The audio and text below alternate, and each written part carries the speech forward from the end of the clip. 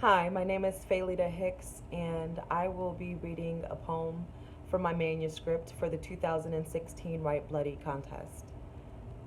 This is called Blame. Blame the man who sold the gun, and not the gun, and not the finger that pulled the trigger. Blame the man who loved the woman, who birthed the maker of the gun. Or blame the mother who made the son, who had the finger that pulled the trigger, but the finger. Do not blame. Blame the sidewalk for being late, for being a border crossed one too many times at this time of day, on any day, but especially today, when it shouldn't have been just a sidewalk, but a tourniquet for the block. Blame the mothers on the block for being mothers on the block, for letting the children out of their houses, for not locking their damn doors, for working instead of cooking, for being better but still not good enough, for being too young to be in charge, for having opinions instead of faith in God, for being godless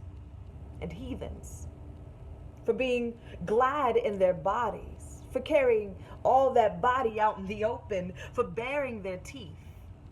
for carrying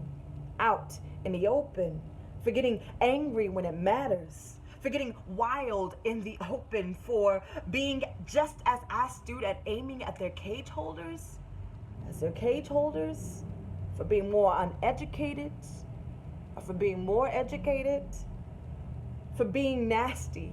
sexing with the fathers of their nappy-headed kids, for liking it, doing too damn much in the first place. Blame the fathers for not being there, for being at work, for being out of the country, for being way too rough, for being not kind enough and not easy enough to understand, for being hard at work, for being hard around the wrong women, for being too good at what they do, for being too lazy to do better, for hustling, for pulling themselves up by their bootstraps, for being too crafty, for being too heavy to hold down, for being easy targets, for not being in the church, not getting saved soon enough, not getting what they deserve. Blame the church. For keeping the money, keeping the coins, but not the people,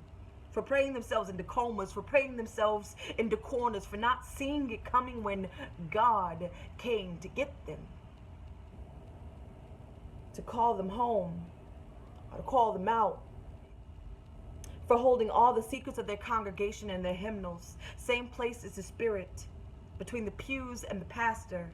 for finding the Savior's task impossible, for giving up on the tourniquets and giving it all over to God, for saving next to no one but staying in business anyways. Blame the business for being good, for being steady in the state, for never running out of buyers, for always catering to the needs of the locals, for getting the goods to the right people, for protecting our people